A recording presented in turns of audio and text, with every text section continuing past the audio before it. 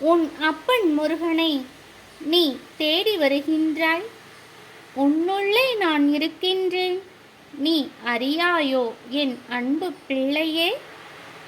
உன் நிழலாக நான் உன்னோடே இருந்து வருகின்றேன். அனுதினமும் உன்னை விலகாமல் காத்து வருகின்றேன். கலங்காமல் இரு, தைரியமாக இரு. வெற்றி நிச்சயம்.